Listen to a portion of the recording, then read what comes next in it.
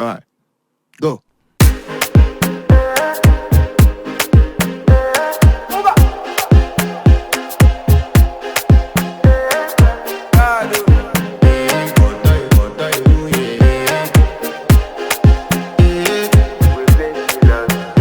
I want to flex my love, I want to impress, and I want to carry my love away to a place she loves.